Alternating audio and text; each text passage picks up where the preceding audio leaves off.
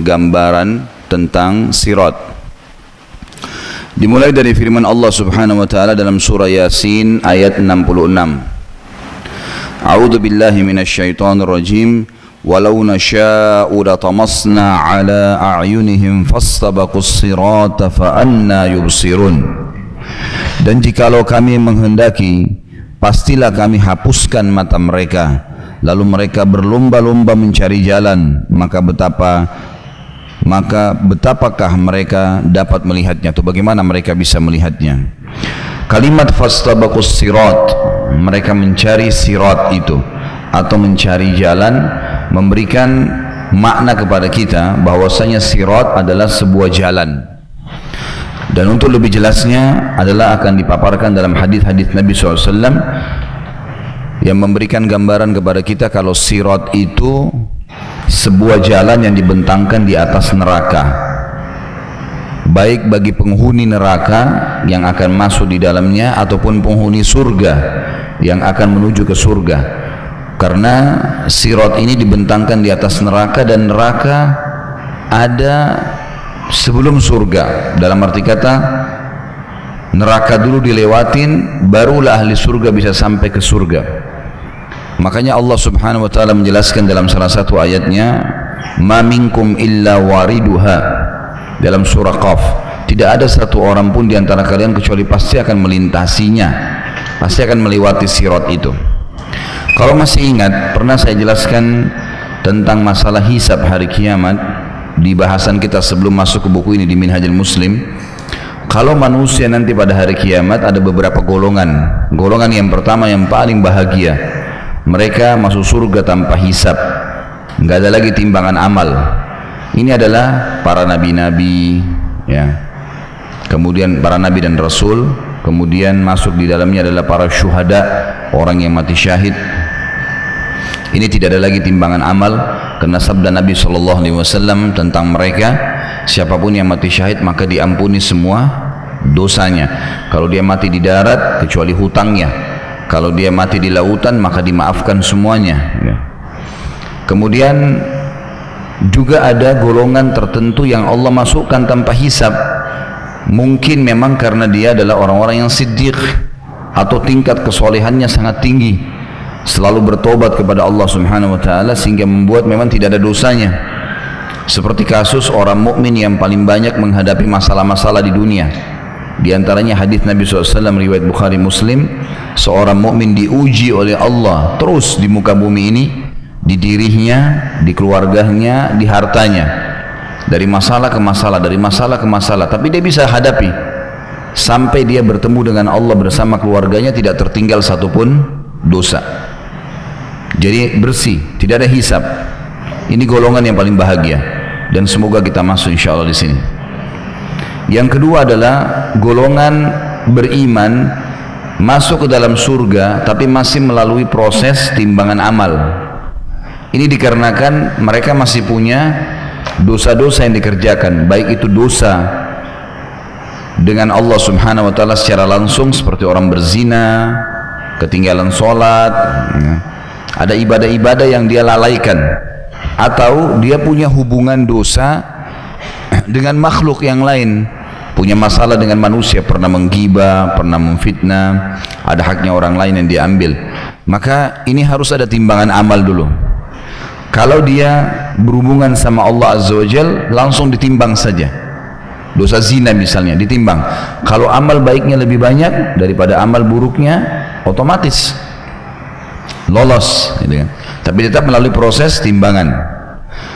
Kalau berhubungan dengan dosa makhluk, maka dilihat, diselesaikan dulu urusannya sama makhluk itu. Kalau misal dia pernah menggibah, dia pernah memfitnah, maka dia harus selesaikan dulu itu, nggak bisa enggak. Orang-orang ini pada datang nuntut semua. Pada saat mereka menuntut, diambillah pahala-pahala orang ini sampai sudah selesai semua urusannya makhluk ini, baru kemudian dia ditimbang sisa amalnya dengan dosanya. Kalau lebih berat amalnya, lolos juga, amal solehnya maksud saya. Kalau amal buruknya lebih dominan, maka ini berarti masuk neraka dulu. Tapi ini golongan orang yang masih umumnya selamat, masih umumnya selamat karena banyak amal solehnya. Mungkin antum pernah atau seseorang pernah menggibah orang, lupa. Mungkin dulu masih SMA, mungkin dulu masih baru balik, tapi kan sudah ada hisab. Terus kita lupa, nggak ingat lagi sudah. Makanya para ulama mengatakan sudah menjadi hal yang semestinya dilakukan oleh setiap muslim dan muslimah adalah meminta kepada Allah Azza wa Jalla agar jangan meninggal dari muka bumi ini, meninggalkan muka bumi ini dengan meninggal dunia tentunya, dengan mati, kecuali dia sudah terselesaikan urusannya sama semua makhluk. Di antara doa yang mulia itu kita ucapkan, ya Allah, ingatkanlah hambamu ini apapun yang berhubungan dengan haknya orang lain sebelum hamba meninggal dunia, dan mudahkan hamba untuk menyelesaikan. Mungkin utang, mungkin pernah ambil, mungkin pernah mukul, mungkin pernah ini, banyak hal kita nggak tahu, gitu kan? Jangankan dengan orang lain, orang tua sama anak saja, atau anak sama orang tua, pada hari kiamat saling lari. Yauma yafirru mar'u min akhihi, pada hari itu orang lari dari saudaranya sendiri. Wa ummihi wa abihi, dari ibunya dan ayahnya. Wa sahibatihi wa bani, dan pasangan hidupnya juga keturunannya. Likulli imri'in minhum yawma idzin sya'nu yughni, pada hari itu mereka pikir diri mereka sendiri masing-masing. Sampai nanti di mahsyar, di timbangan amal itu, orang tua lari dari anaknya, takut anaknya nuntut, ini ibu saya begini, ini ayah saya begini. Anak-anak juga lari dari orang tuanya, takut orang tuanya nuntut. Suami istri saling berlari, berpisah pada saat itu. Sampai Aisyah pernah bertanya sambil menangis, ya Rasulullah, apakah nanti pada hari kiamat kalian akan mengingat istri-istri kalian, mengingat kaum laki-laki, gitu kan? Terutama Nabi SAW. Kata Nabi SAW, wahai Aisyah, kalau dalam keadaan buku lagi berterbangan ke kanan, tangan kanan atau tangan kiri, tidak ada orang ingat orang lain. Begitu pula pada saat timbangan amal, nggak ada orang yang ingat orang lain, yang dia pikir dirinya sendiri. Dan juga pada saat melewati sirat, sampai dia lolos atau tidak, ini dilupain semuanya, nggak ada yang diingat sama dia. Dia yang penting bagaimana menyelamatkan dirinya. Jadi bukan hal yang ringan ini. Makanya seseorang harus meminta kepada Allah Azza wa Jalla agar diselesaikan seluruh urusannya dengan makhluk. Dan mulai sekarang Bapak Ibu sekalian, jangan buka pintu dosa dan jangan siapkan musuh hari kiamat. Ini berat ini, terutama berhubungan dengan makhluk ya. Kalau berhubungan dengan Allah, kita beristighfar, kita taubat, diterima. Tapi berhubungan sama makhluk harus ketemu orangnya. Ini rumit nih. Seperti sekarang banyak penuntut ilmu sibuk ikut-ikutan ceritain tentang ustadz ini, tentang ustadz itu, atau tentang ceritain keadaan orang, bagaimana caranya kita minta maaf nih, atau tentang orang yang tidak dikenal, sama sekali nggak dikenal. Misal ikut-ikutan kayak sekarang acara televisi ada gosip-gosip, kita nggak tahu siapa orang itu, pemimpin tertentu, ada urusannya apa kita? Saya sarankan Bapak Ibu sekalian urusan sendiri masing-masing. Muhasabah, hari ini sholat kita sudah benar belum? Kita sudah puasa benar belum? Hari ini sudah sedekah belum? Kita baca Quran belum? Zikir pagi sore sudah jalan belum? Dan itu bukan satu kali, setiap hari. Karena kalau kemarin kita sudah kerjain, hari ini juga tetap ada buku amal. Dan kita membutuhkan setengah pahala untuk masuk ke dalam surga. Maka jangan siapkan musuh nih. Ada orang begitu, subhanallah, tiap hari mencari musuh, bukan cuma di dunia, di akhirat juga dia akan jadi masalah. Jadi seorang mukmin harus lebih hati-hati, harus lebih hati-hati, karena ini bukan main-main ya. Ini masalah masuk surga atau masuk neraka. Dan ini parah sekali ya. Kalau masuk surga ya alhamdulillah, kalau masuk neraka dulu kan repot nih. Ingat hadis Nabi SAW yang sudah kita bahas, ada orang hari kiamat yang paling besar nikmatnya di dunia, anggap raja dunia, tidak pernah merasakan kesulitan, semua ada kebutuhan hidupnya. Lalu didatangkan hari kiamat dan dicelupkan satu celupan di neraka, bukan satu jam, mungkin bukan 1 menit, cuma dicelupin, dikeluarin berapa detik. Ditanya, kamu pernah rasain kenikmatan nggak selama ini? Dia bilang, belum pernah hai Tuhanku. Hilang semua yang 70 tahun, 80 tahun nikmat di dunia, hilang dengan satu celupan di neraka. Bagaimana kalau sehari? Bagaimana kalau 2 hari? Bagaimana kalau musuhnya banyak? Habis pahalanya dan dosa-dosa mereka ditimpakan pada dia. Ini harus hati-hati sekali. Jangan main-main dengan soal-soal seperti ini karena berbahaya ya. Berbahaya. Jadi selalu bahasa saya, tutup semua pintu-pintu dosa semaksimal mungkin, terutama berhubungan dengan makhluk. Jangan siapkan musuh hari kiamat, karena Allah itu Maha Pengampun, Maha Penyayang. Allah masih bisa maafin kita, gitu kan? Tapi kalau makhluk ini berbahaya. Apalagi kalau sampai di bawah hari kiamat, ini berbahaya. Jangan putus silaturahim, jangan buat musuh-musuh dengan tetangga, ya, apalagi jangan buat musuh dengan orang yang tidak dikenal. Ini bahaya. Bagaimana caranya minta maaf, ya kan? Ya kalau dia terima maafnya, kalau tidak kan jadi repot, ya. Lalu untuk apa? Sibuklah dengan diri kita sendiri, makan kalau lapar, minum kalau haus, azan, sholat, ibadah maksimal, berzikir, baca Quran. Umur terbatas. Sampai kata Nabi SAW, beruntunglah seseorang itu, sangat beruntung. Kata para sahabat, siapa ya Rasulullah? Orang yang mengejar derajat tinggi di surga, orang yang sibukkan diri dengan waktunya ibadah saja kepada Allah, nggak ada waktu untuk berbuat maksiat. Maka itu beruntung sekali orang ini, luar biasa. Dan itu enak kok kalau kita sibukkan diri dengan ibadah, kan? Nah, semestinya begitu. Jadi golongan yang pertama yang lolos tanpa hisab, golongan kedua masih dihisab dulu, tapi kalangan orang-orang beriman. Dan ini juga terbagi dua lagi yang orang dihisab ini. Ada orang yang timbangan amal baiknya lebih berat, maka masuk ke dalam surga. Ada orang mukmin yang ditimbang tapi dosanya lebih berat, ini masuk neraka dulu. Ini masuk neraka dulu. Golongan yang ketiga yang tidak ada lagi hisabnya, tapi bukan ke surga, ke neraka. Seperti orang kafir, orang musyrik, orang-orang munafik. Ini nggak ada lagi timbangan amal karena nggak ada gunanya. Timbangan amal buat mereka tidak ada manfaatnya. Sebagaimana dalam hadis Bukhari, Aisyah pernah bertanya kepada Nabi SAW tentang seseorang tokoh Mekah. Ya. Orang ini terkenal sekali dengan kebaikannya, suka bantu orang, silaturahim keluarganya bagus. Semua kalau orang Islam nih pahalanya besar sekali. Apakah bermanfaat buat dia ya Rasulullah? Kata Nabi SAW, tidak sama sekali, karena dia belum beriman kepada Allah, belum masuk Islam. Jadi orang kafir sebaik apapun perbuatannya tidak ada manfaatnya buat dia, sama sekali, ya, tidak akan bermanfaat buat dia. Maka ini golongan-golongan manusia nanti di timbangan amal pada hari kiamat. Tentu saja orang yang akan lewat di atas sirat ini adalah orang-orang yang akan lolos ke surga tanpa hisab, atau orang-orang yang akan lolos ke surga tapi dengan hisab, dan juga orang-orang yang akan masuk neraka dulu baru surga, ya, yang harus masuk ke neraka dulu. Dia harus masuk ke neraka dulu tapi nanti jadi penghuni surga. Ini yang lewatin sirat. Kalau orang kafir, orang munafik, ini semua tidak ada sirat buat mereka. Mereka begitu dibuka pintu neraka, orang-orang lagi pada timbang amal, mereka sudah dijeblosin di neraka, udah nggak butuh hisab ini, ya. Wa na'udzubillah, ini jangan sampai menjadi golongan yang ketiga, tapi kita targetnya adalah menjadi golongan yang pertama, yaitu orang-orang yang masuk surga tanpa hisab itu sendiri. Sirat ini dibentangkan di atas neraka. Kita akan baca hadis-hadisnya. Di antaranya adalah hadis yang cukup panjang. Hadis ini diriwayatkan oleh Imam Muslim, nomor 70 kalau tidak salah hadisnya. Disebutkan Abu Hurairah radhiyallahu anhu meriwayatkan sabda Rasulullah sallallahu alaihi wasallam, Allah mengumpulkan manusia lalu kaum mukminin berdiri hingga surga berada di dekat mereka, maksudnya di hadapan mereka. Lalu mereka mendatangi Adam seraya mengatakan, wahai bapak kami, bukankah bukakanlah surga untuk mereka. Adam menjawab, tidakkah yang mengeluarkan kalian dari surga melainkan karena dosa bapak kalian? Adam, maksudnya dia sendiri, aku tidak berhak akan hal itu. Pergilah kepada anakku Ibrahim Khalilullah. Lalu beliau SAW melanjutkan, maka Ibrahim mengatakan, aku tidak berhak akan hal itu. Aku hanyalah Khalil, kekasih semasa di dunia.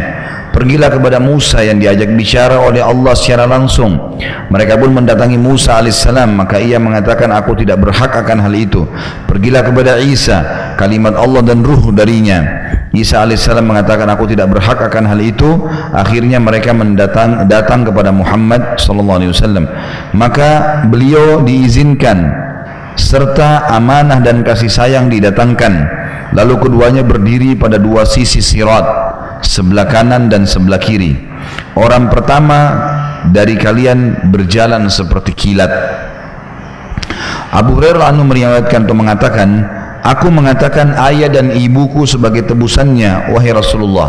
Ini maksudnya ayah dan anda lebih mulia daripada ayah dan ibuku. Ini biasa digunakan khusus untuk Nabi SAW. Bagaimana seperti jalannya kilat, Golongan pertama yang lewatin sirat yang tanpa hisab, cepatnya seperti kilat.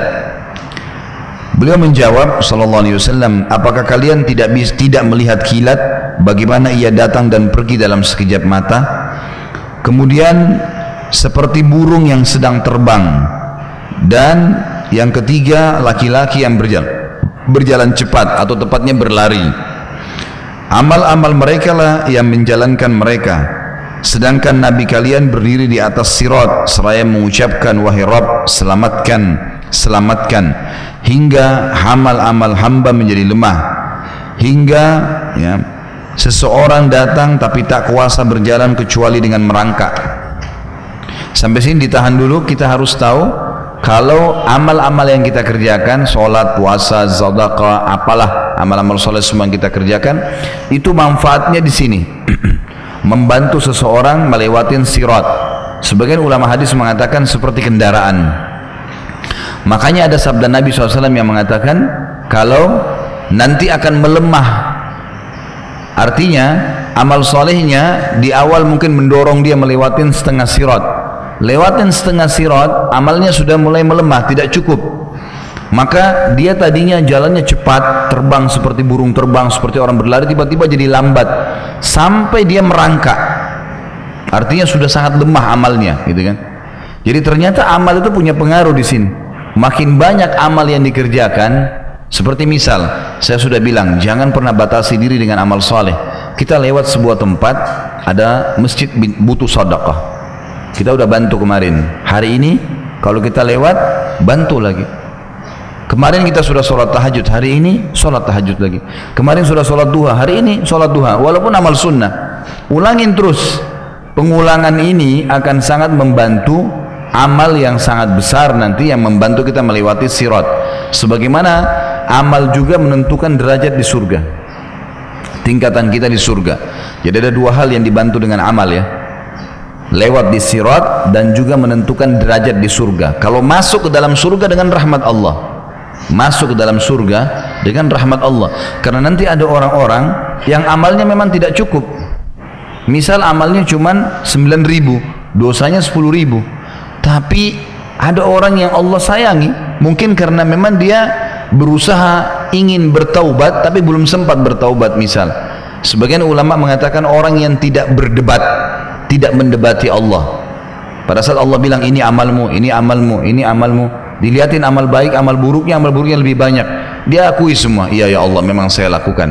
Orang yang seperti ini akan dibantu oleh Allah. Sebagaimana hadis Bukhari menjelaskan, dikenal dengan hadis bitaqah, hadis kartu ya. Itu kata Nabi SAW, nanti akan datang orang hari kiamat didatangkan bergunung-gunung dosa, sampai amal solehnya tidak kelihatan karena banyaknya dosa yang dikerjakan ya. Tapi dia orang mukmin yang bertauhid kepada Allah. Dosa yang dia lakukan adalah bukan dosa syirik, bukan dosa kufur. Lalu kemudian Allah bertanya padanya, apakah ada amal kamu yang bisa mengalahkan dosa-dosamu ini? Dia bilang tidak ada ya Allah. Sudah jelas saya masuk ke neraka. Dia akuin, gitu kan? Maka dikeluarkanlah sebuah kartu yang tertulis la ilaha illallah yang pernah dia ucapkan tulus dari hatinya. Lalu kemudian pada saat itu ditaruh la ilaha illallah di timbangan amalnya, kemudian amal buruknya di sebelah kiri. Pada saat diletakkan maka tiba-tiba semua amal buruknya terlempar ya, dan menjadi beratlah amal solehnya. Lalu dia selamat gara-gara itu. Tapi ini karunia Allah, gitu kan? Ini nggak bisa kita menggantungkan diri kita di situ. Karena tentu saja saya bilang tadi amal soleh ada dua fungsinya. Fungsi yang pertama membantu melewati sirat, fungsi yang kedua peninggian derajat di surga. Jadi bisa saja orang ini lolos masuk surga benar, tapi derajat di surganya rendah. Derajat di surganya rendah. Jadi fasilitasnya biasa. Lalu untuk apa kita cari biasa kalau kita bisa dapat yang luar biasa? Ya? Iya. Kalau kita bisa makan enak, kenapa kita makan yang tidak enak? Atau kita makan yang sedang? Makan yang enak. Kalau kita bisa menggunakan pakaian yang bagus, kenapa kita pakai yang tidak bagus? Enggak ada larangan dalam agama, yang penting tidak berlebih-lebihan, gitu kan? Jadi kita disuruh untuk menikmatin dan kejar yang terbaik, dan itu tergantung daripada kita masing-masing. Jadi sirat itu akan terbantukan kita melewati dengan amal-amal kita, makanya selalu perbaikin. Dan ibadah itu dinikmati. Beda orang nikmati dengan orang tidak nikmati ya. Misal, kalau ada di antara kita yang lagi makan dan dia nikmatin makanan itu, walaupun makanan itu sederhana, mungkin cuma sepotong tempe misalnya, tapi kita bedakan antara orang yang makan dan dia menikmati setiap gigitannya dengan orang yang makan hanya menghilangkan lapar. Beda. Kadang-kadang kita lihat subhanallah ada orang kalau nikmatin itu walaupun makanan sedikit tapi dia makan lahap sekali dan kita rasanya pengen ikut makan gitu kan. Seperti itu orang menikmatin. Orang yang menikmati maka dia akan berusaha untuk mendapatkan kenikmatan di setiap apa yang sedang dia kerjakan. Sama dengan orang tidur. Ada orang tidur dinikmatin tidurnya sehingga cuma 2-3 jam saja sudah cukup buat dia gitu kan. Ada orang yang tidak, maka berbeda. Kita disuruh menikmati dan ibadah itu mesti dinikmati. Makanya kata Nabi SAW, innama ju'ila qurratu aini fis salah. Allah menjadikan kenikmatan hidupku di solat. Jadi Nabi SAW nikmatin benar hidup, bacaannya, gerakannya, dari iftitahnya, dari al-fatihahnya, dari surahnya, rukuknya, i'tidalnya, sujudnya, semua dengan sangat luar biasa. Semua dengan sangat luar biasa. Jadi kita harus nikmatin ibadah itu sehingga maksimal. Karena Nabi SAW berikan gambaran ada orang yang setengah-setengah terima ibadahnya. Seperti misalnya sabda Nabi SAW, ada seseorang di antara kalian hanya menerima setengah pahala sholatnya, ada yang cuma menerima sepertiga pahala sholatnya, ada yang menerima seperempat, ada yang cuma 1/10, ada yang tidak terima sama sekali. Dia tidak menikmati ibadah yang dia kerjakan gitu kan? Orang yang menikmati puasa Ramadan misalnya, maka tidak ada haus karena dia merasa menikmati dan dia memang memprogramkan nanti buka puasa dia kirim sinyal di tubuhnya, di otaknya, saya baru makan. Sugestinya seperti itu, maka biasa saja. Mau panas, mau nggak panas. Dan juga usahakan ibadah-ibadah ini dihubungkan satu sama yang lain, antara wajib sama sunnah misalnya. Sebelum Ramadan datang, ini Ramadan akan datang sebentar lagi. Sebelum Ramadan datang, bapak ibu sekarang latih diri puasa sunnah. Nabi SAW memperbanyak puasa di bulan Sya'ban. Kita sudah Rajab, gitu kan? Kemudian puasa orang yang biasa Senin Kamis, orang biasa Ayyamul Bid, gitu kan? Nggak kaget kalau Ramadan datang. Yang kaget itu seminggu pertama Ramadan orang yang tidak pernah puasa, gitu. Tapi kalau dia sudah terbiasa menghubungkan ibadah satu sama lain, tidak ada masalah. Orang yang terbiasa sedekah, ringan bagi dia untuk zakat.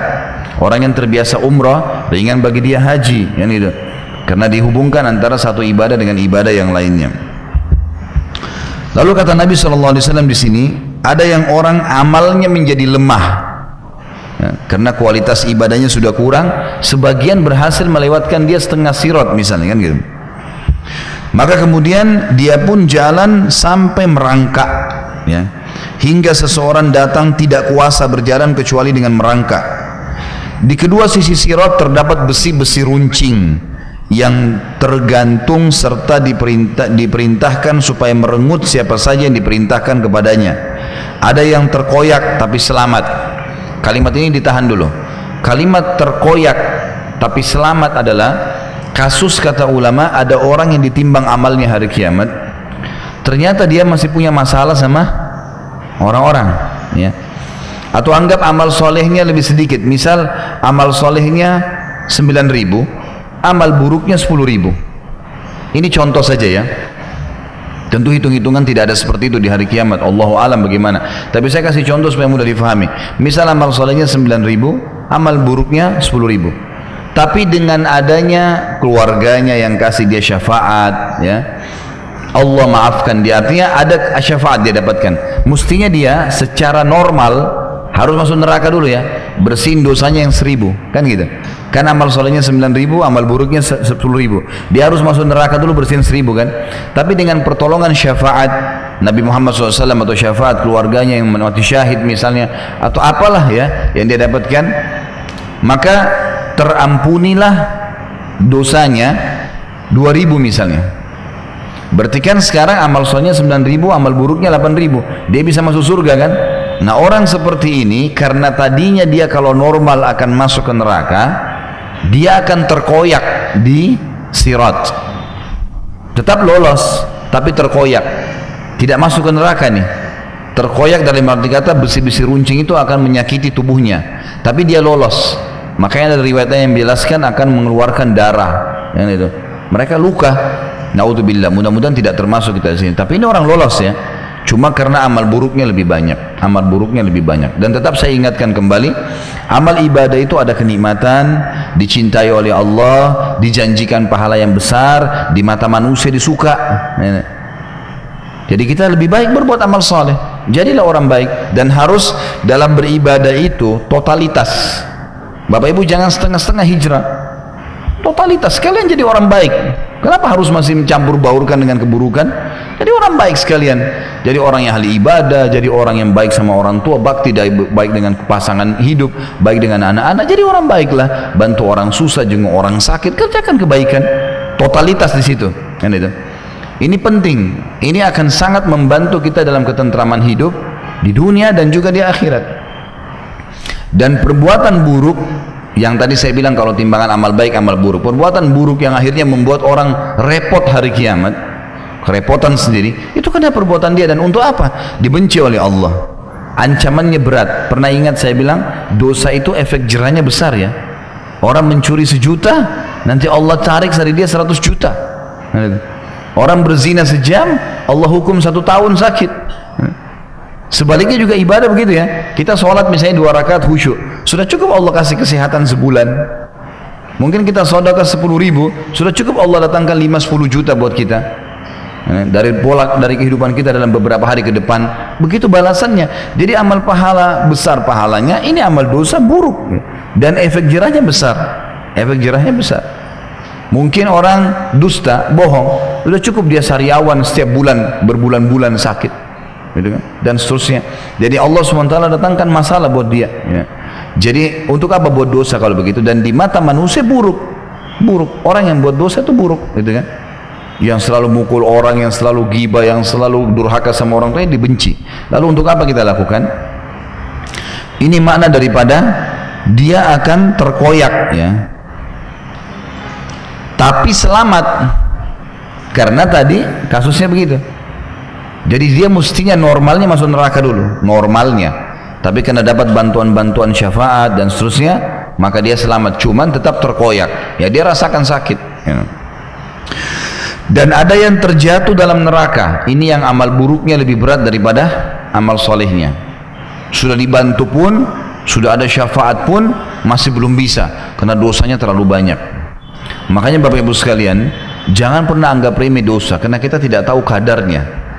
Ingat, 1 pahala dan 1 dosa tidak bisa kita nilai dengan angka 1. Nggak bisa kita nilai dengan angka 1, karena kita tidak tahu ini angka 1 bukan, kita nggak ngerti, gitu kan? Misal kata Nabi SAW, la tahkiranna minal ma'rufi syai'a. Jangan kalian pelit-pelit dengan amal saleh. Senyum dengan muslim. Sampai kata Nabi SAW, selalulah kalian berbuat baik ya, sampai walaupun hanya senyum dengan saudara kalian muslim. Tidak boleh dianggap remeh. Kita tidak tahu kadarnya. Jangan juga anggap remeh dosa. Mungkin hanya sekedar ini, mungkin hanya sekedar itu, ternyata bahaya sekali. Kita nggak tahu efeknya kan, berat. Dari mana kita tahu kalau dosa misalnya dengan melihat sesuatu yang haram, berarti ini sudah cukup disiksa sehari, 2 hari, sebulan di neraka? Kita nggak tahu. Kayak jangan anggap remeh gitu kan. Jangan heran kalau kita sudah taubat kepada Allah Azza wa Jalla, ternyata proses taubat itu butuh waktu. Misal kita sumpah selama seminggu, selama sebulan, padahal kita ini dalam proses taubat nih, gitu kan. Susah mencari tempat kerja, masih sana sini, buka usaha masih bangkrut, masih ada pembersihan terus nih. Ternyata mungkin bisa saja hanya karena dari dosa kecil. Makanya kata Nabi SAW, orang mukmin itu kalau dia berbuat dosa kecil, di mata dia lihat seperti gunung besar di punggungnya. Ini hadis sahih riwayat Imam Bukhari. Dan orang munafik melakukan dosa besar, tapi dia lihat seperti lalat yang hinggap di hidungnya dan dia usir seperti ini, gitu kan? Jadi kita harusnya menjadi orang yang beriman tentunya. Jangan anggap remeh. Jadilah orang baik dan harus totalitas hijrah. Gak usah peduli dengan perkataan orang. Waktu terbatas. Teman-teman kita yang selalu menyesatkan kita, mengajak nggak apa-apa, anggap remeh. Demi Allah Bapak Ibu sekalian, dia hanya bisa paling jauh di atas liang lahat. Kalau kita meninggal, nggak bisa dia buat apa-apa. Bahkan dia tidak mau tinggal sehari pun di kuburan kita. Lalu untuk apa kita ikutin mereka? Untuk apa kita ikutin? Dan buruk, dosa itu semua sumpah ya. Tidak ada orang buat dosa nggak sumpek, pasti sumpek. Nggak ada orang habis zina atau habis buat ghibah atau apa terus kemudian tenang hidupnya, nggak ada. Pasti Allah kasih dia sumpek, ada tidak senang, tidak tenang dan seterusnya. Kata Nabi SAW, demi zat yang jiwa Abu Hurairah, kata Abu Hurairah anhu, demi zat yang jiwa Abu Hurairah berada dalam tangannya, sesungguhnya dasar neraka jahanam itu adalah 70 musim. Maksudnya 70 tahun. Kalau 70 musim, karena satu musim 1 tahun, dihitungnya 70 tahun. Dan ini dikuatkan dengan riwayat-riwayat yang lain. Hadis ini sebagaimana saya sudah sebutkan tadi, diriwayatkan oleh Imam Muslim. Hadis ini sudah semestinya seorang muslim dan muslimah mengambil pelajaran darinya, sebagaimana sudah panjang lebar saya tadi bahasakan. Selanjutnya adalah hadis Nabi SAW diriwayatkan oleh At-Tabarani dengan sanad hasan, sebagaimana juga Al-Mundhiri sebutkan dalam kitab At-Targhib, dan ini mauquf dan tapi dalam hukum marfu', sanadnya bersambung sampai pada Nabi SAW, dalam kurung keterangan masalah itu tadi. Hadis ini memiliki banyak pendukung dalam Sahih Bukhari, Sahih Muslim dan juga yang lainnya. Ibnu Mas'udin radhiyallahu anhu mengatakan, sirat dipasang di atas neraka jahanam seperti ketajaman pedang keras, licin lagi menggelincirkan. Di atasnya terdapat besi-besi runcing dari neraka yang menyambar, ada yang berpegangan lalu jatuh di dalamnya dan terpelanting. Di antara mereka ada yang berjalan seperti kilat dan tidak lama kemudian ia selamat, kemudian seperti kuda yang sedang berlari, kemudian seperti orang yang sedang berlari, kemudian seperti pria berjalan, kemudian yang terakhir dari mereka ialah orang yang telah diberi isyarat oleh neraka dan bertemu keburukan di dalamnya hingga Allah memasukkannya ke dalam surga dengan karunia rahmatnya.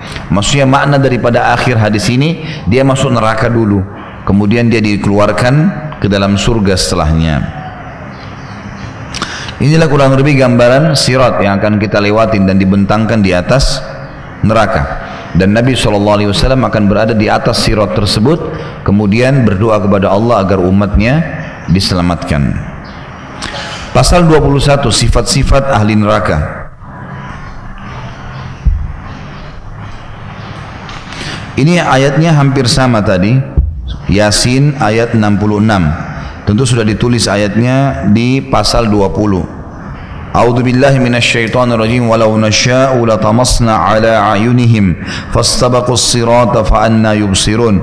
Dan jikalau kami menghendaki, pastilah kami hapuskan mata mereka, lalu mereka berlumba-lumba mencari sirat, maksudnya melewatin sirat itu, maka betapalah mereka dapat melihatnya. Bagaimana mereka bisa melihat, ya? Sebagian ulama tafsir juga mengatakan makna daripada ayat ini untuk orang-orang yang sudah pasti masuk ke neraka, maka mereka akan melihat sirat sangat gelap sehingga mereka tidak tahu di mana besi runcing yang akan menyambarnya. Dia akan tergelincir dari sisi yang manahnya, dia tidak tahu, tidak jelas, maka setiap saat dia bisa jatuh.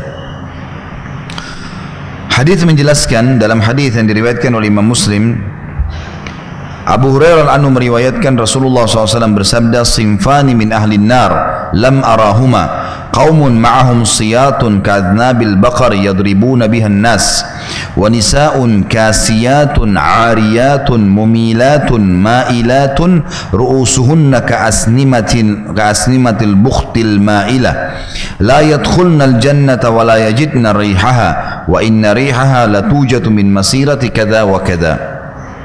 Ada dua sifat penghuni neraka yang belum pernah aku lihat. Maksudnya di zaman Nabi SAW tidak ada ini, belum ada.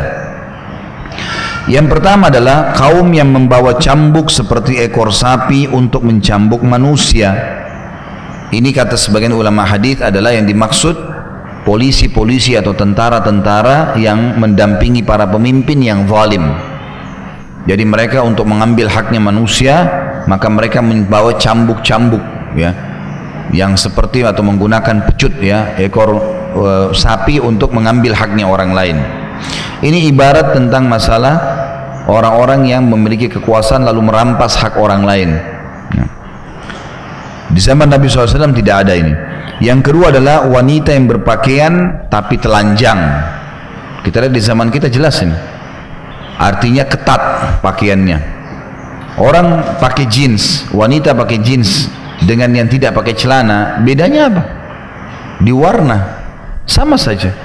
Semua laki-laki sudah tahu bentuk pahanya seperti ini, oh bentuk tangannya seperti ini, oh bentuk dadanya seperti ini. Itu namanya terbuka aurat. Karena terbuka aurat memiliki dua makna: terlihat langsung kulit yang harus ditutupi, atau terbentuknya tubuh, termasuk laki-laki. Jadi tidak boleh menggunakan baju yang sangat ketat sehingga memperlihatkan aurat itu kepada orang. Karena ini umumnya ketat itu tujuannya untuk apa? Untuk menarik orang. Untuk apa orang pakai baju ketat? Untuk memperlihatkan kan kepada orang lain. Tujuannya itu. Maka ini haram dalam agama. Nabi SAW menyebutkan penghuni neraka, disebutkan secara khusus masalah wanita. Karena kebanyakan wanita yang melakukan ini.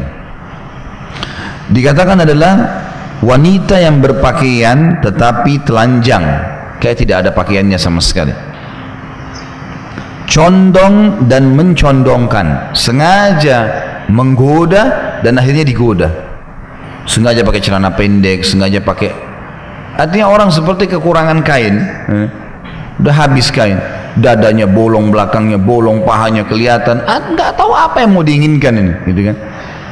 Dan subhanallah, kalau setiap wanita faham, kalau ibu-ibu faham, sifat laki-laki ini bisa diikutin dalam materi saya, manajemen rumah tangga Islami.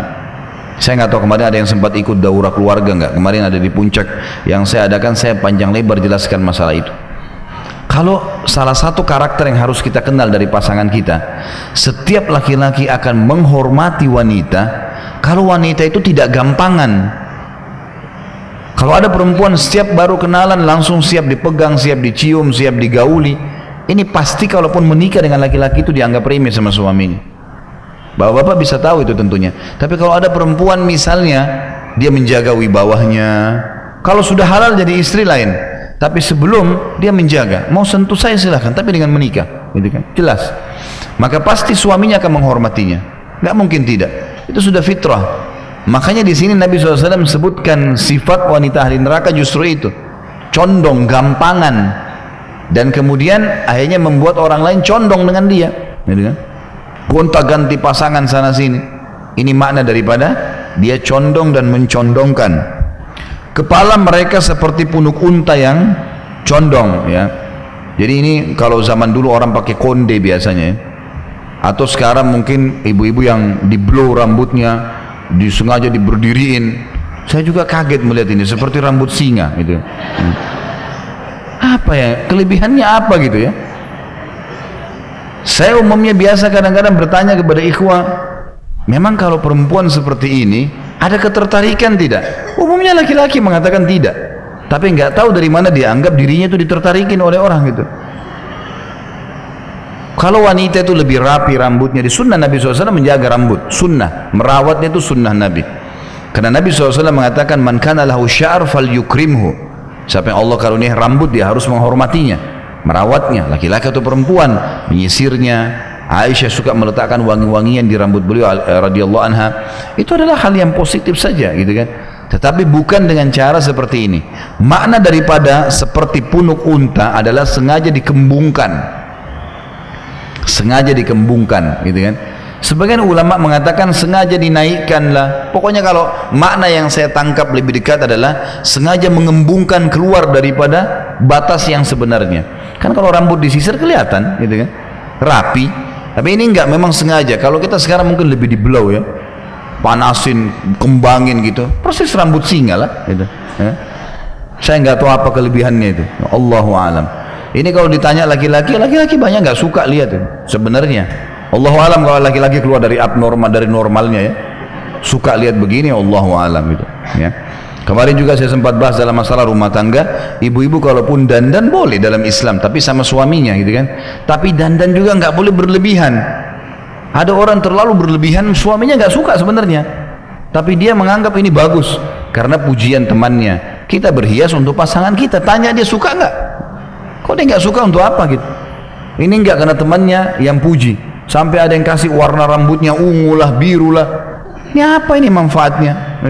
Mewarnai rambut asal bukan warna hitam boleh saja, tapi jangan berlebihan. Nggak boleh ini, itu kan? Sesuatu yang akan dinikmati oleh pasangan kita halal, itu yang cukup buat mereka, buat dia. Yang lain tidak perlu. Ini sebenarnya menjelaskan tentang masalah hukum dalam Islam bolehnya berdandan tapi bukan dengan tempat umum, bukan melampaui batas gitu kan. Jadi harus hati-hati. Mereka tidak masuk surga kata Nabi SAW. Orang perempuan yang begini sengaja ya mengenakan baju yang ketat, sengaja menggunakan wangi-wangian yang menyengat ya, sengaja mencondongkan dan akhirnya dicondongi dan seterusnya, sengaja menggoda, sengaja ini, sengaja itu. Kata Nabi SAW, mereka tidak akan masuk surga dan tidak akan mencium aromahnya, padahal aromahnya benar-benar tercium dari jarak demikian dan demikian. Maksudnya ini ada hadis lain yang berbunyi ya, kalau bau surga tercium dari jarak 40 tahun ya, atau 70 tahun ya.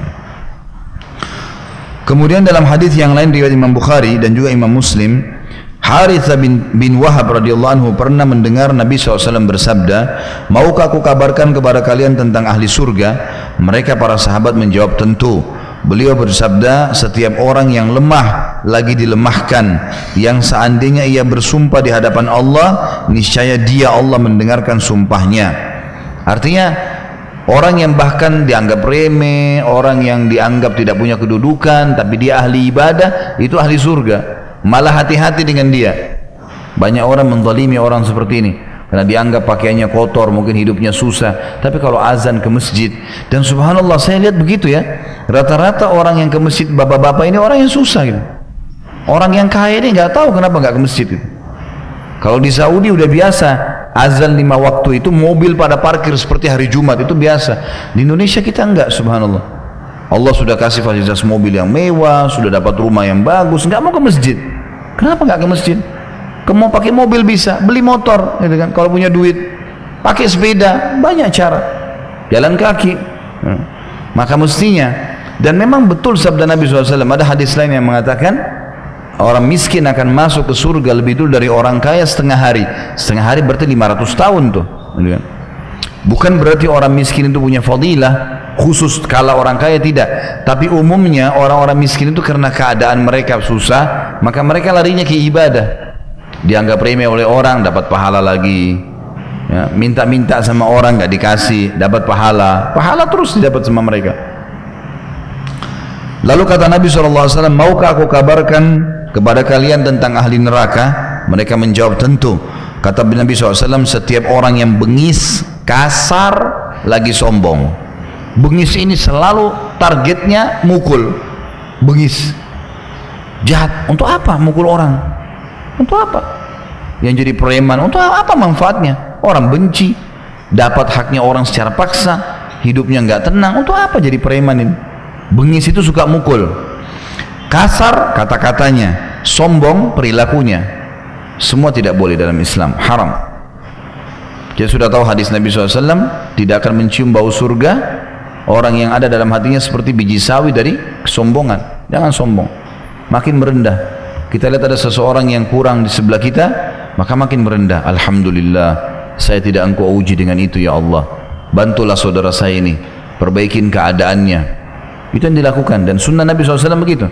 Kata Nabi SAW dalam hadis sahih riwayat Imam Ahmad, siapa yang melihat sesuatu kekurangan pada orang lain, kemudian dia membaca, semestinya dia membaca Alhamdulillahilladzi afani mimma btala bihi. Alhamdulillah, segala puji bagi Allah, afani, yang menyelamatkan saya, mimma btala bihi, dari apa yang diujikan kepada orang ini. Kita nggak usah perdengarkan kepada dia, tapi kita bersyukur kepada Allah sebenarnya. Kalau laki-laki mimma btala bihi, kalau perempuan mimma btala biha. Bihi dan biha bedanya. Bihi laki-laki, biha perempuan. Wa faddalani, dan telah mendahulukan saya, ala kathirin mimma khalaqa tafdila. Telah mendahulukan saya, wa faddalani ala kathirin, dari banyak sekali, mimma khalaqa, dari apa yang dia ciptakan, tafdila, dengan kelebihan yang banyak. Alhamdulillahilladzi afani mimma btala bihi wa faddalani ala kathirin mimma khalaqa tafdila. Itu sunnah kita baca, gitu kan? Sunnah kita baca. Kalau kita lihat kekurangan pada orang, tapi jangan malah kita anggap remeh, karena sedikit ada kesombongan berbahaya, menjadi penyebab orang masuk ke dalam neraka. Bapak Ibu sekalian, sabar sedikit hidup di dunia, sabar sedikit. Ada gangguan orang, sabar aja. Ada kekurangan ini, sabar aja. Selama alhamdulillah kita masih bisa bergerak, masih bisa jalan, masih bisa beraktivitas, alhamdulillah, syukurin itu. Dan orang kalau makin merendah, kata Nabi SAW dalam hadis riwayat Muslim, man tawadha'a lillah rafa'ahu Allah. Siapa yang merendah karena Allah, malah Allah tinggikan derajatnya. Makin kita merendah makin ditinggiin, makin kita merendah makin ditinggiin. Gitu. Kalau urusan dunia ini makin sombong makin dianggap luar biasa. Tapi dalam agama tidak seperti itu. Sama konsep agama, bersedekah mendatangkan rezeki. Kapitalisme mengatakan menabung datangkan rezeki, tidak ketemu. Nggak bisa ketemu antara sedekah dengan menabungnya, gitu kan? Betul, orang sedekah itu tidak banyak tabungannya. Dia akan selalu menabung untuk akhirat. Seorang orang kaya pernah ditanya, setiap habis keluarkan kebutuhan rumahnya harian semua disedekahin sama dia, nggak ada yang ditabung. Teman-temannya bilang, teman-temannya sudah banyak tabungannya, beli ini beli itu macam-macam, emas ditaruh di rumahnya. Lihat kami ini punya tabungan, kamu nggak punya tabungan. Kenapa kamu selalu keluarin aja sedekah buat orang miskin? Dia bilang kebutuhan rumah saya sudah cukup. Sementara teman-temannya bilang, apa kau tidak sayang hartamu? Dia bilang, justru saya sayang harta saya. Saya berikan kebutuhan keluarga saya dan saya sayang, saking sayangnya harta saya mau bawa sampai ke sana, sampai ke akhirat. Sedekah ini saya bawa sampai ke akhirat. Kalian cuma habisin di sini. Orang kalau sibuk dengan tabungan, lupa dengan sedekah, maka akan ditinggalin sama dia. Mau diapain tuh uang miliaran di rekening? Kalau kita meninggal dan tidak sedekahin, nyesal sendiri. Ya kalau ahli waris kita bangunin kita masjid, kalau enggak rugi sendiri. Baik, hadis ini menjelaskan kepada kita tentang adanya penghuni surga dan neraka di sini, dan sifat-sifat ahli neraka. Sifatnya mereka buruklah, bengis, kasar, sombong, gitu kan. Kasar ini beda dengan tegas ya, sudah pernah saya jelasin. Tegas itu saya mau begini, saya nggak mau begini. Suami bilang sama istrinya, jangan kamu begini, jangan kamu begini, ya. Kamu harus begini, itu nggak masalah. Orang tua tegas sama anaknya boleh, atasan sama bawahannya boleh, tegas peraturan-peraturan. Tapi kasar nggak boleh. Kasar itu matanya melotot, kata-katanya kasar, tangannya melayang dan seterusnya. Ini semua adalah kasar. Dalam Islam tidak ada ini. Pasal 22, mantan penghuni Jahannam. Disebutkan di dalam sebuah hadis riwayat Imam Ahmad dan juga Ibnu Abi Asim dalam As-Sunnah, dan ini dihasankan oleh Syekh Albani dalam Zilalul Jannah. Hudzaifah radhiyallahu anhu menuturkan sabda Rasulullah sallallahu alaihi wasallam, la yukhriju Allahu minan nari qauman muntinin qad mahashathumun nar فيدخلون الجنة بشفاعة الشافعين يسمون فيها جهنميون. Mantan penghuni neraka ini ya, jadi pernah masuk neraka. Yang tadi saya bilang orang beriman tapi apa boleh buat, dosanya lebih berat. Setelah dibantu pun ada syafaat, ternyata masih belum bisa membantu, masuk neraka dulu. Ini ada istilah buat mereka, nanti mereka masuk surga, namanya Jahannamiyun. Jahannamiyun ini julukan, artinya orang-orang yang pernah lewat neraka. Kata Nabi SAW, Allah benar-benar akan mengeluarkan dari neraka satu kaum yang sudah berbau busuk, kena luka-luka mereka, darah, nanah, naudzubillah, yang telah terbakar api neraka. Lalu mereka masuk ke dalam surga dengan syafaat orang-orang yang diizinkan memberi syafaat. Mereka berada di surga dan dinamai Jahannamiyun. Ya. Tentu ada banyak hadis menjelaskan itu ya. Nanti hadis satu dan hadis kedua terusnya ini akan menguatkan satu sama yang lain. Kita bacakan hadis selanjutnya yang menguatkan hadis sebelumnya tadi, hadis riwayat Bukhari dan juga Imam Tirmidzi. Imran ibn Husain radhiyallahu anhu menuturkan sabda Rasulullah sallallahu alaihi wasallam, yakhruju qaumun minan nari bi syafaati Muhammadin sallallahu alaihi wasallam fayadkhuluna al-jannata yusammuna al-jahannamiyun. Satu kaum akan keluar dari neraka dengan syafaat Muhammad sallallahu alaihi wasallam, lalu mereka masuk surga dan diberi nama dengan Jahannamiyun. Cuma perlu digarisbawahi satu hal ya. Jadi ada syafaat yang akan didapatkan oleh seseorang di timbangan amal. Seperti yang saya jelaskan, mungkin ada saudaranya yang mati syahid, mungkin ada pertolongan dari temannya, mungkin dari Nabi SAW, ada syafaat diberikan. Itu bisa, misal amal solehnya, ada seseorang sudah lolos, punya amal soleh banyak, maka Allah izinkan dia memberikan syafaat sesuai dengan kadar amal solehnya. Misal dia punya 100 pahala lebih, maka nanti dia akan bisa memberikan syafaat sekadar itu saja. Jadi kalau ada kerabatnya misalnya butuh 1000 pahala untuk masuk surga, ada satu temannya bantu 100, ada satu temannya bantu 50, bantu, tapi tidak diambil dari pahala orang itu ya, cuman kadarnya saja. maka diberikan kepada dia. Nah, ada orang-orang subhanallah sudah dibantu-bantu pun masih belum lolos, masuk neraka dulu, masih ada dosanya. Nah, nanti kalau sudah masuk neraka dan penghuni surga sudah masuk ke dalam surga, Allah Azza wa Jalla akan mengizinkan syafaat yang lain. Ini khusus untuk dikeluarkan orang-orang yang sudah disiksa di neraka dulu, baik dosanya sudah bersih atau dosanya belum bersih semua, ada syafaat diberikan. Di antaranya adalah tadi dikatakan dalam hadis Bukhari ini, kalau akan keluar dari neraka nanti dengan syafaat Nabi Muhammad SAW. Dan ada sebuah hadis juga yang menjelaskan Nabi SAW pada saat sudah masuk surga bersama orang beriman, maka Allah Azza wa Jalla mengizinkan Nabi SAW untuk mengeluarkan dari neraka siapa yang beliau inginkan, gitu kan? Sama dengan orang-orang beriman, mereka nanti akan mengeluarkan juga orang-orang beriman yang lain yang mereka inginkan dari teman-teman mereka, dari kerabat mereka. Tapi setelah mereka ini dibakar, dan Allahu alam berapa lama, karena mereka masuk neraka sementara orang lewatin sirat, gitu kan? Sebelum masuk surga nanti kita akan pelajari ada namanya kantara, sebuah lapangan luas yang orang antri dulu, bukan antri, nunggu dulu di situ, dibersihin apapun yang sisa dari masalah hati mereka. Misal ada orang mukmin si A sama si B pernah punya masalah di dunia, waktu timbangan amal tadi mereka saling tuntut nih. Si A nuntut si B, ya. Si A mengatakan, ya Allah si B ini pernah gibah saya. Diambillah pahalanya si B dikasih kepada si A. Tapi ternyata setelah ditimbang amalnya si B masih bisa lolos surga. Berarti dia sama A sama B kan sama-sama lolos nih. Nanti ketemu di kantara. Nah di sini Allah SWT akan bersihkan hati mereka. Jadi sudah tidak ada lagi saling melepaskan. Walaupun ini tadinya telah mengambil pahala dia. Atau mungkin suami istri pernah bertengkar di dunia, pernah cerai, itu diangkat semua rasa cemburu mereka, nggak ada lagi.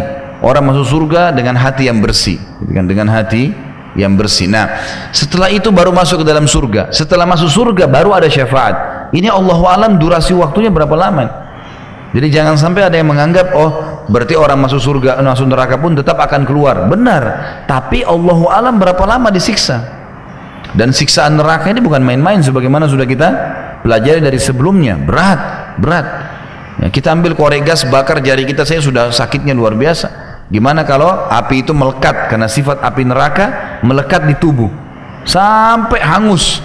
Setelah itu baru Allah SWT utuhkan lagi, melekat lagi, begitu terus, tidak ada berhenti, tidak ada mati. Kan berat, ya. Maka jangan dianggap remeh. Cuman tetap rahmat Allah datang kepada orang-orang beriman yang bermaksiat, dinamakan usatul mu'minin, ya, ahli maksiat dari orang-orang yang beriman. Kemudian dalam hadis yang lain, hadis ini cukup panjang, diriwayatkan oleh Imam Ahmad dan juga Ad-Darimi dan disahihkan oleh Syekh Albani dalam Zilalul Jannah. Anas bin Malik radhiyallahu anhu mengatakan, aku mendengarkan Rasulullah SAW bersabda, aku adalah manusia pertama yang dibangkitkan dari bumi pada hari kiamat, dan itu bukan untuk berbangga-bangga. Ini bentuk kerendahan Nabi SAW, merendahkan diri. Beliau tawadhu, beliau merendahkan diri. Beliau mengatakan, akulah orang yang paling pertama dibangkitkan pada hari kiamat, dan itu bukan untuk berbangga-bangga. Aku diberikan puji-pujian, dan ini juga bukan untuk berbangga-bangga. Jadi yang dimaksud dengan puji-pujian, ada hadis panjang namanya hadis syafaat. Nanti manusia kepanasan di mahsyar, lalu mereka mendatangi nabi-nabi, semuanya nolak. Mereka berharap agar Allah Subhanahu wa taala datang dan menghakimi manusia ke surga atau ke neraka. Mereka belum tahu kalau neraka itu lebih berat sebenarnya. Maka pada saat itu mereka mendatangi Nabi SAW dan mereka mengatakan, hai Muhammad, kalau Nabi terakhir, dengan mula kerasulan dan kalian ditutup, maka mintalah kepada Allah agar diberikan atau datang menghakimi kami, memberikan syafaatnya.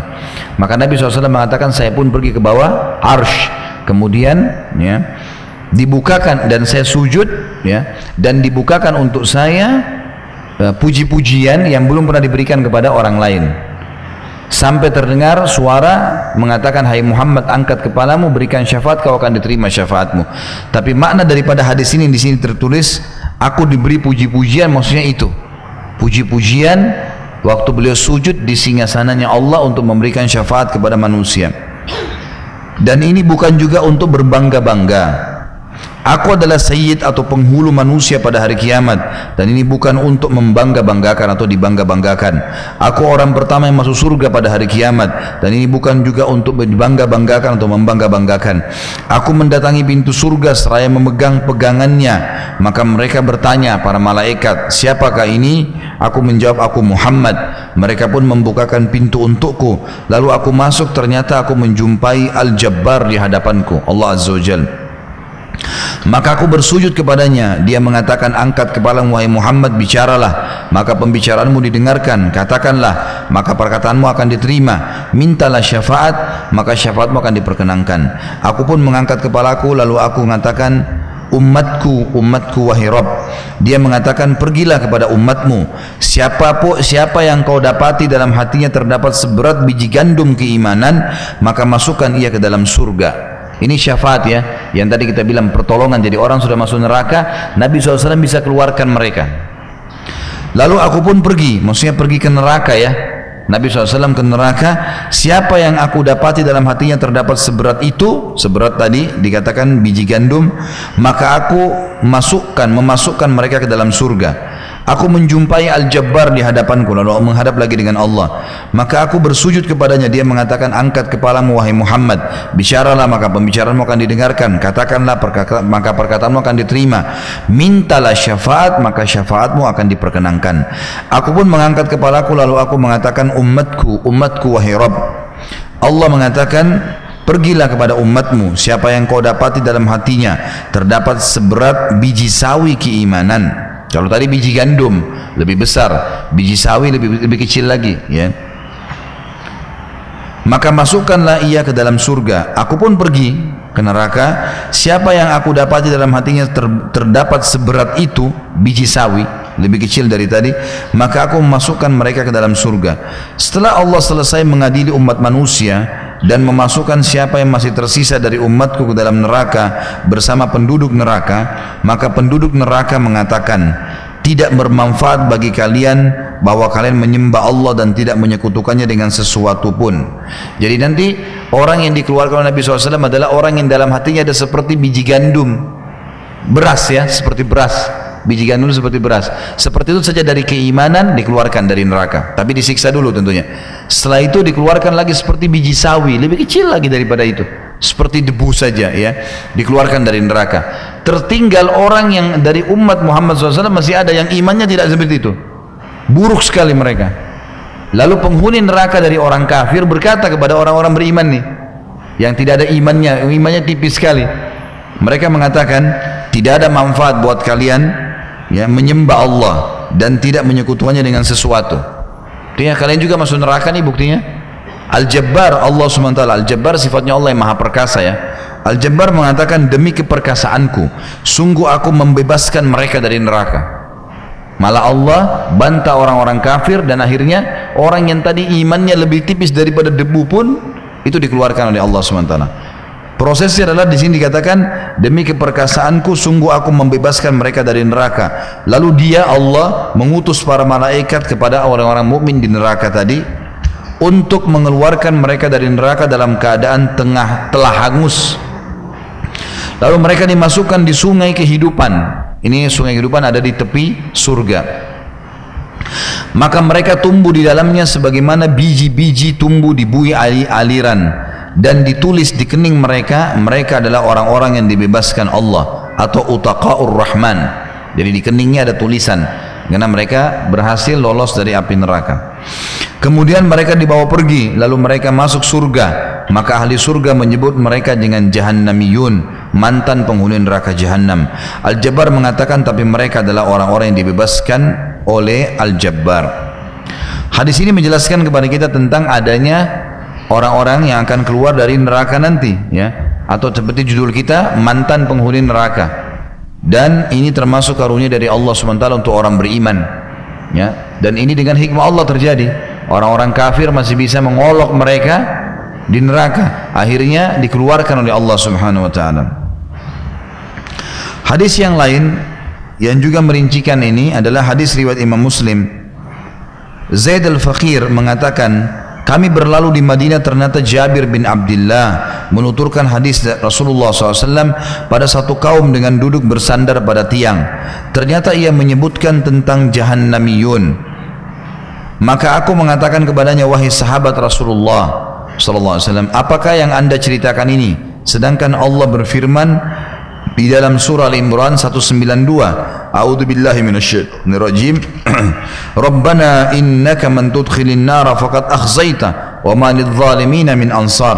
Wahai Rabb kami, sesungguhnya barang siapa yang kau masukkan ke dalam neraka, maka sungguh engkau telah hinakan ia.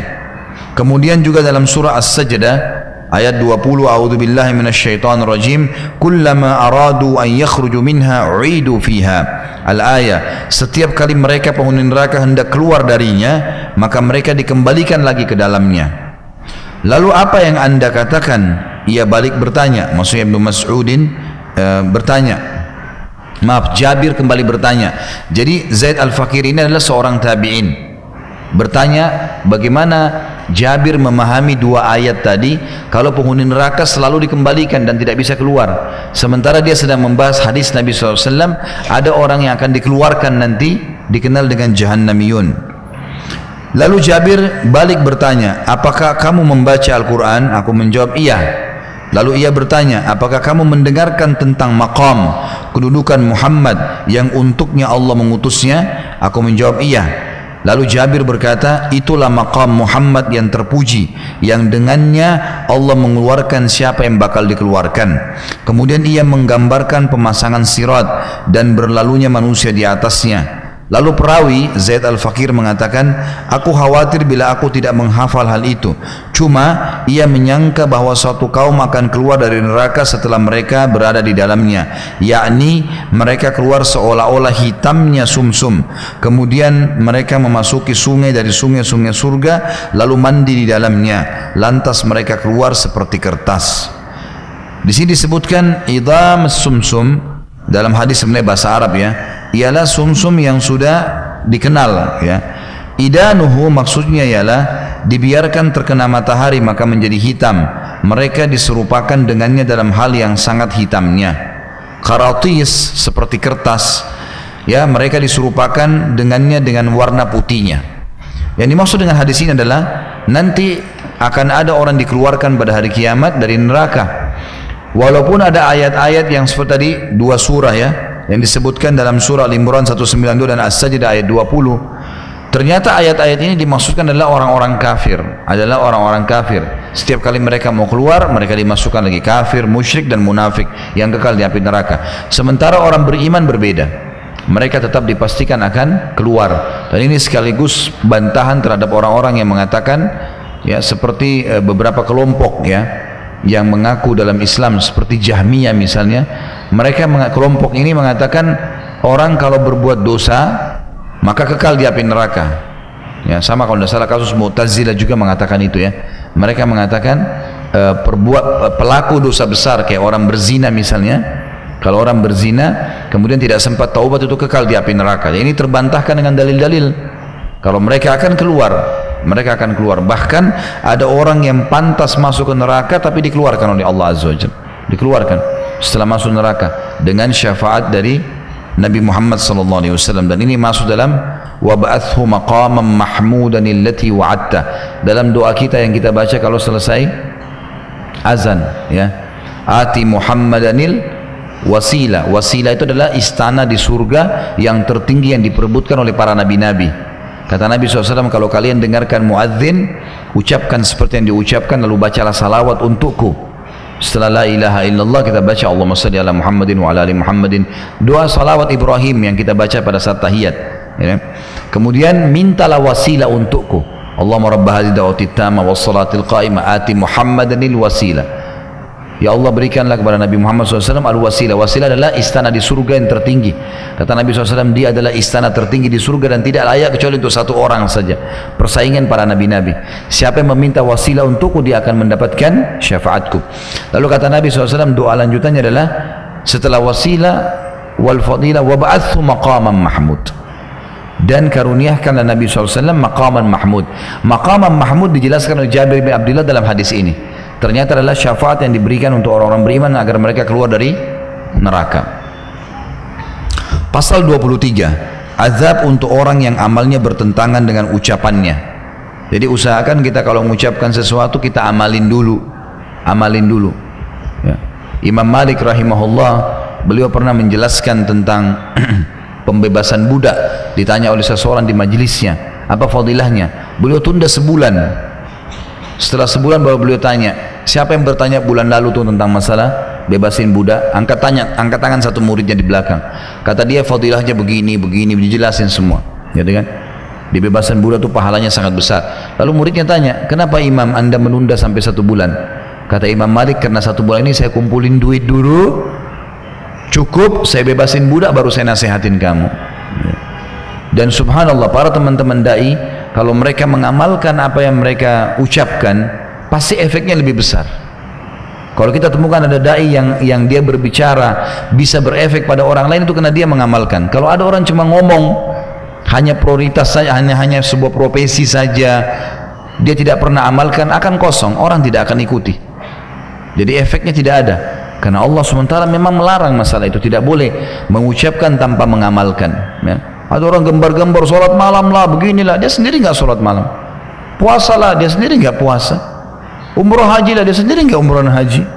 Ini nggak bisa, nggak mungkin. Ini berat buat dia hukuman, dan juga ini ya tidak akan berefek kepada orang lain. Kita lihat firman Allah Subhanahu wa taala dalam surah Al-Baqarah ayat 44. Allah melarang orang yang mengucapkan tanpa mengamalkan. A'udzubillahi minasyaitonir rajim. Atamuruna an-nasa bil birri wa tansawna anfusakum wa antum tatlunal kitab afala taqilun. Mengapa kalian atau kamu menyuruh orang lain mengerjakan kebajikan sedang kamu melupakan diri atau kewajibanmu sendiri, padahal kamu membaca Alkitab. Ini peringatan untuk ahli kitab ya, Taurat, tapi karena menjadi ayat Al-Quran menjadi hukum kita. Maka tidakkah kalian berfikir?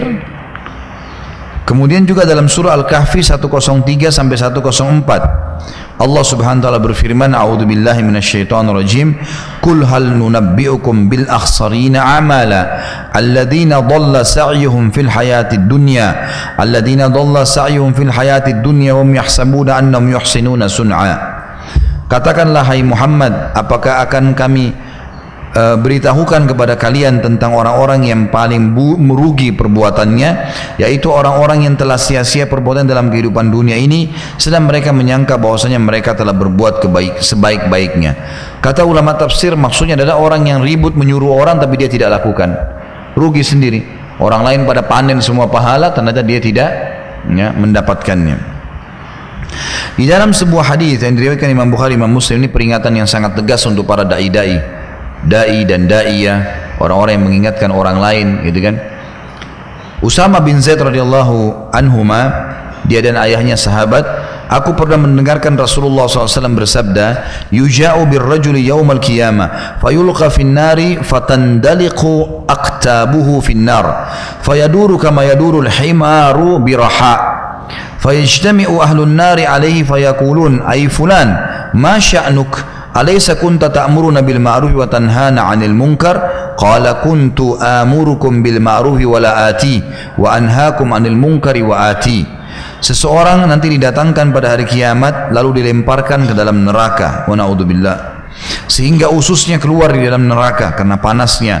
Lalu ia berputar-putar seperti keledai berputar-putar di porosnya. Jadi keledai biasanya putar-putar kalau diikat di sebuah pohon, ya. Seperti itu dia berputar-putar, sementara dia kesakitan dengan isi perutnya keluar, tidak mati. Maka ahli neraka berkumpul di hadapannya karena heran melihat siksaan ini. Seraya mereka mengatakan, wahai fulan, ada apa dengan kamu? Bukankah kamu memerintahkan dulu di dunia kepada kami pada kebaikan dan mencegah kami dari kemungkaran? Ribut cara kerjakan ini, jangan begini, begitu terus, gitu kan? Ia menjawab, benar, aku memerintahkan kalian pada kebaikan sedangkan aku tidak mengerjakannya, dan aku melarang kalian dari kemungkaran sedangkan aku melakukannya. Saya dapat berita tentang salah satu dai terkenal di Mesir, tapi nggak disebutin namanya, cuma kisah nyata gitu. Jadi rupanya syekh ini ribut di atas mimbar nasihatin orang sedekah, saking luar biasa suaranya lantang, dalil-dalil, orang sampai banyak nangis bersedekah orang. Salah satu yang hadir di masjid adalah anaknya sendiri. Waktu habis selesai ceramah, pulang ke rumah, dia dapat anaknya lagi ngumpulin haknya punya anaknya, barang-barang yang mau disedekahin. Kata ayahnya yang ceramah tadi, kamu kemana? Dia bilang, mau sedekah. Tadi ayah ceramah masalah itu, saya tersentuh. Kata ayahnya apa? Itu buat mereka, bukan buat kita. Ada orang begini, subhanallah. Jadi jangan terpengaruh dengan lisannya orang. Mungkin ada orang pintar ngomong, gitu kan? Tapi tidak ada, kosong, gentong kosong, tidak ada hasilnya. Dan itu terlihatan dari perilaku-perilaku orang nanti.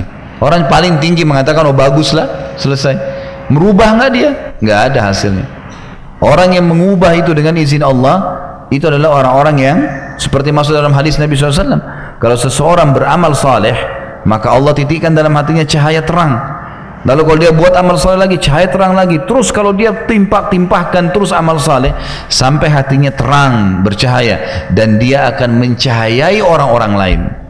Nah dia sendiri memang melakukannya, ya kan? Beda, Allah SWT buat bobot di situ. Tapi kalau tidak, nggak ada manfaatnya. Dan ini ancaman berat. Dia akan disiksa di api neraka, wa na'udzubillah. Semoga Allah jaga kita mengamalkan yang kita ucapkan sebelum orang lain tentunya. Pasal ke-24, panas yang sangat karena luapan neraka jahanam. Jadi kalau kita rasakan demam, ya, kita rasakan panas, itu termasuk di dunia ini sudah diberikan kita rasanya luapan api neraka. Dalilnya adalah jelas di sini. Seperti misalnya surah At-Taubah ayat 81. Jadi ini pernah terjadi pada saat Nabi SAW mengajak para sahabat untuk perang Tabuk. Waktu itu lagi musim panas, panas sekali, gitu kan? Dan musim panas ini adalah musim panen kurma. Makanya kalau Bapak Ibu lagi umrah di musim panas, kualitas kurmanya bagus sekali. Makin panas makin bagus kurmanya. Emang begitu, puncak-puncaknya maka makin bagus.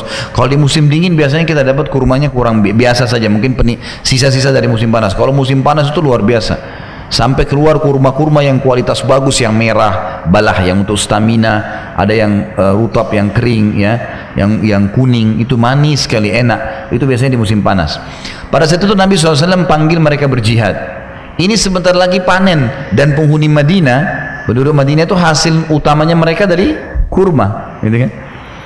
Maka orang-orang munafik nggak mau. Orang-orang munafik nggak mau ikut. Mereka bilang ini musim panas. Mereka mengatakan panas cuaca. Madinah Tabuk sekarang saja itu kalau dihitung pakai pesawat lumayan bisa 2 jaman, gitu kan? 1 jam setengah, 2 jam. Ada kurang lebih 1000 kilometer lah, ya. Itu zaman sekarang.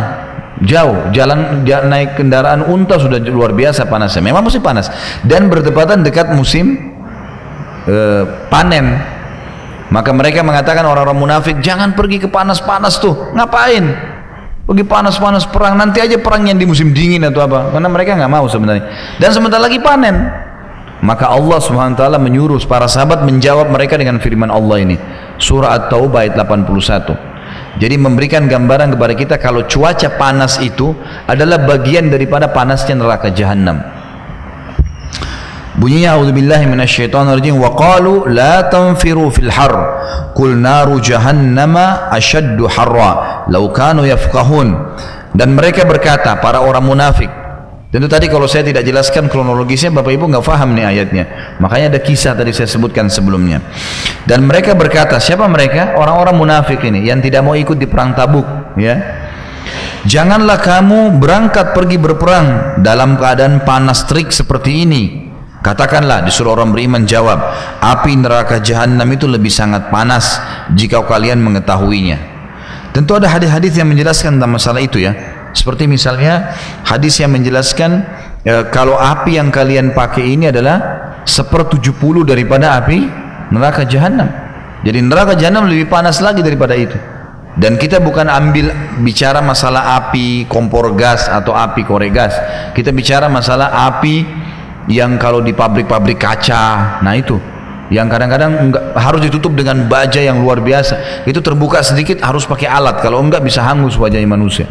Itu api yang terpanas dunia adalah 1/70 dari api neraka jahanam, 70 kali lipat kata Nabi SAW. Dan setiap bagian seperti itu panasnya, jadi double.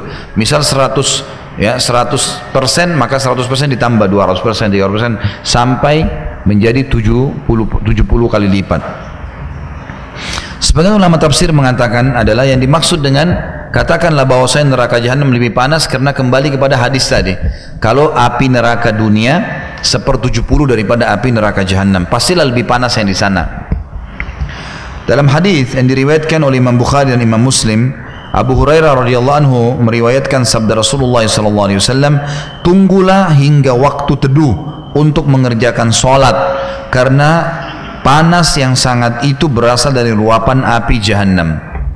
Jadi kita tahu kalau di Madinah atau di Mekah, ini kita cerita tentang masalah Timur Tengah karena Nabi SAW sebutin ini di Madinah, dan masjid Nabi SAW tidak ada atapnya. Di zaman beliau hanya dinding saja karena cuaca panas, tidak menggunakan atap, gitu kan. Maka apapun kelihatan, langit kelihatan. Nah, pernah satu waktu di musim panas, ini kalau lagi musim panas di Madinah, waktu kami masih di sana pernah mencapai derajat 55. 55 ini panas sekali, sampai pecah-pecah bibir, telapak kaki pecah. Kita harus pakai Vaseline kadang-kadang untuk menghilangkan itu. Jadi memang sangat luar biasa panasnya. Kita keluar sedikit itu matahari panas, udara panas gitu. Jadi panas sekali. Nah, pernah terjadi zaman Nabi SAW, ini sering terjadi. Kadang-kadang memang turun sampai 50 derajat, 47 ya. Kalau 45 itu sudah luar biasa bagusnya kalau musim panas di sana. Jadi memang di atas 50. Waktu itu Nabi SAW berkata, karena tidak ada atap masjid, beliau mengatakan tunda sebentar sholat. Ya. Dan ini juga sebuah hukum syar'i. Kalau terlalu panas, itu kan atau hujan lebat sekali, boleh menundahnya di waktu, tapi bukan keluar laut jauh ya. Yang penting dia sholat berjamaah, masjid itu menundahnya. Sebagian ulama menariknya dalam masalah majelis ilmu. Jadi kalau ada majelis ilmu maka ditunda sedikit untuk menyelesaikan ilmu itu, tapi bukan waktu yang lama ya. Mungkin durasi 15 menit, 20 menit itu adalah hal yang wajar. Karena memang antara azan dan iqamah di zaman Nabi SAW itu dihitung kurang lebih ukuran 50 ayat. Kalau kita mungkin bisa setengah jam lah sekarang ya. Setengah jam kalau dia baca dengan tartil. Makanya antara azan iqamah boleh dipanjangin sewaktu itu. Nah, di sini sabda Nabi SAW menjadi saksi bahasan kita karena panas ini, cuaca panas ini bagian daripada panasnya jahanam. Jadi Allah SWT sudah memberikan gambaran kepada kita bagaimana panasnya neraka jahanam itu. Kemudian juga hadis yang lain, hadis diriwayatkan oleh Imam Bukhari, Imam Muslim.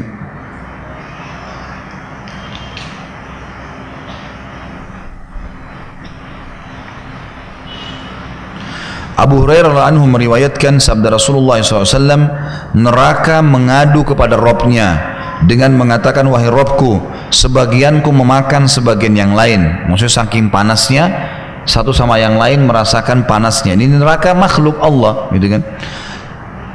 Maka Allah mengizinkan untuknya dengan 2 nafas. Ini kita imani apa adanya ya.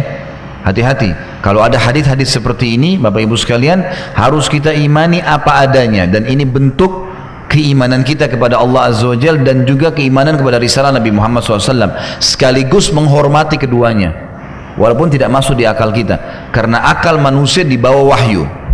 Tidak boleh akal yang mengontrol wahyu. Kalau akal mengontrol wahyu, akalnya siapa yang jadi tolak ukur? Nggak mungkin.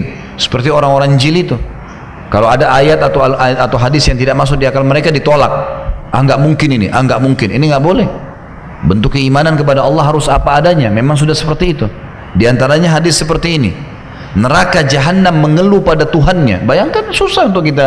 Ya, maksud saya di sini susah untuk kita bayangkan ini. Nggak mungkin gitu loh. Tapi ini iman. Harus kita iman karena neraka belum dilihat. Lalu dihubungkan antara itu dengan kehidupan kita. Apa kata Nabi SAW? Neraka jahanam mengadu pada Tuhannya, wahai Rabbku, sebagianku memakan sebagian yang lain. Terlalu panas, sudah luar biasa. Maka Allah mengizinkan neraka untuk 2 nafas. Bernafas, hembusan nafas.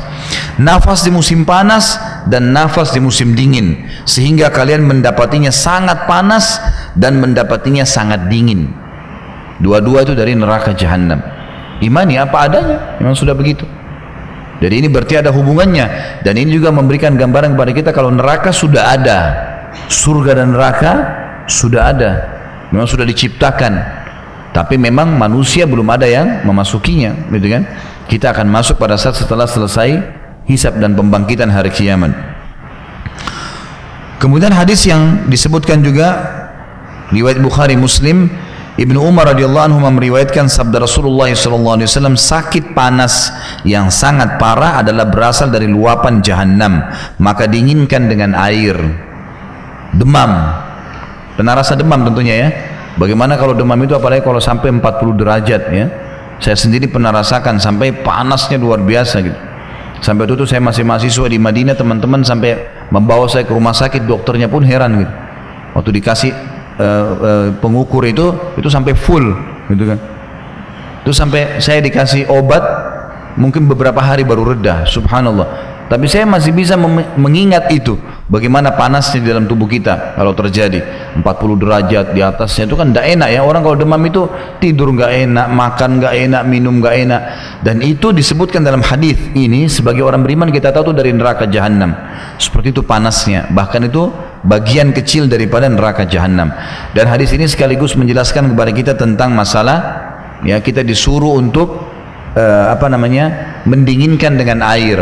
Cuma makna mendinginkan dengan air di sini Bapak Ibu sekalian adalah bukan dengan cara air es, bukan dengan air es. Dinginkan dengan air, kompres dengan air hangat. Kalau air es secara medis juga itu sebenarnya tidak tepat. Kalau teman-teman dokter mungkin lebih tahu dari saya masalah itu. Kebetulan karena ibu saya dan saudari banyak keluarga saya semuanya dokter, saudara-saudara saya ada beberapa orang yang dokter, maka saya konsultasi sama mereka gitu kan. Memang kompres dengan air es itu hanya menghilangkan demam sebentar, tapi akan kembali lebih parah karena dari dalam tubuh akan mendorong itu. Makanya kompresnya pakai air hangat, maka itu lebih cepat meredah. Yang jelas hadis ini menjelaskan kepada kita tentang masalah panasnya neraka jahanam. Baik, kita tutup Bapak Ibu sekalian dengan pasal ke-25, ucapan neraka jahanam pada hari kiamat. Surah Qaf ayat 30 menjelaskan kepada kita, a'udzubillahi minasyaitonirrajim, yauma naqulu li jahannam halim talati wa taqulu hal min mazid. Dan ingatlah hari pada hari itu kami akan bertanya kepada neraka jahanam, apakah kamu sudah penuh? Maka dia menjawab, apakah masih ada tambahan? Jadi di sini ada neraka jahanam mengeluarkan suara dan kita wajib imani apa adanya. Kita wajib imani apa adanya. Kemudian hadis dalam pasal ini adalah hadis riwayat Tirmidzi dan beliau menilai hadis ini hasan sahih, gharib. Abu Hurairah radhiyallahu anhu meriwayatkan sabda Rasulullah sallallahu alaihi wasallam, "Yakhruju 'unukum minan nari yaumal qiyamah, laha 'ainani tubsirani wa udhunani tasma'ani wa lisanun yantiq, yaqulu inni wukiltu bi thalath, bi kulli jabbarin 'anid wa bi kulli man da'a ma'allahi ilahan akhar wa bil musawwirin." Leher neraka akan keluar pada hari kiamat yang memiliki dua mata yang dapat melihat, dua telinga yang dapat mendengar, dan lisan yang dapat berbicara. Imani apa adanya. Kita tidak tahu bagaimana bentuknya, tapi ternyata neraka jahanam memiliki leher, makhluk Allah Subhanahu wa taala, dan punya dua mata. Punya di sini dikatakan dua telinga, mata melihat, telinga mendengar, dan lisan yang dapat berbicara. Ia mengatakan, sesungguhnya aku ditugaskan kepada tiga golongan, kepada setiap orang yang sombong lagi menentang, kepada setiap orang yang menyeru sesembahan, dan kepada para perupa. Perupa ini musawwir, orang yang memahat, membuat patung, melukis yang berjiwa, itu perupa namanya, musawwirin, gitu kan. Foto masih khilaf di antara ulama tentang masalah ini. Kalau Syekh Utsaimin rahimahullah membolehkan, tidak boleh ada pelanggaran syar'i. Seperti orang butuh untuk paspor, ijazah, sesuatu yang dia mau simpan buat dia, mungkin suami pada istrinya, orang tua pada anaknya, itu masih dibolehkan karena dianggap foto itu seperti orang lihat dirinya di cermin. Tapi tidak boleh pelanggaran syar'i, seperti orang memajang fotonya ataupun akhirnya dijadikan sebagai alat sihir oleh orang-orang, atau terbuka aurat. Ini semua adalah larangan. Kalau ada, dan juga tidak boleh dipajang di rumah. Saya sudah pernah jelaskan, Bapak Ibu beli buku judulnya Rumah-rumah yang tidak dimasuki oleh malaikat, itu baca panjang lebar dijelaskan masalah rumah-rumah yang tidak dimasuki oleh malaikat ini. Di antaranya rumah yang ada patung atau ada gambarnya. Jadi foto-foto jangan dipajang, kalaupun ada darurat disimpan, simpan di laci, darurat mau dilihat baru dilihat, gitu kan. Nah di sini musawwirin lebih masuk kepada orang yang buat patung atau orang yang melukis, ya. Semoga Allah kasih hidayah. Saya kemarin pas mau tabligh akbar di Blok M Square itu, saya lihat rupanya di bawah banyak sekali orang itu menawarkan jasa lukisan itu. Ya, mudah-mudahan saja Allah kasih hidayah. Sayang sekali mereka nggak ngerti. Bahkan ada hadis Nabi SAW, siapapun yang melukis atau membentuk sesuatu yang berjiwa ya, manusia, hewan gitu kan, atau dia gambarkan syaitan, jin, atau dia gambarkan malaikat, laki-laki yang bersayap dan seterusnya, maka ini dia akan disuruh berikan nyawa pada hari kiamat apa yang dia buat itu, dan pasti dia tidak bisa. Lalu Allah akan berikan nyawa dan akan menyiksa dia. Jadi orang yang buat patung dinosaurus lah, patung kuda lah, patung apa, ini untuk menyiksa dia sendiri. Untuk apa? Gitu kan? Untuk apa? Dan seni dalam Islam adalah Al-Quran dan Sunnah. Itu seni, bukan patung, bukan hal-hal yang menyerupai orang-orang kafir. Ini harus diperbaiki. Allahu a'lam. Ini insya Allah kita akan bahas pertemuan akan datang dari pasal 26 sampai selesai masalah neraka, satu kali pertemuan lagi, dan kita akan masuk setelah itu ke surga insya Allah. Saya akan bacakan pertanyaan.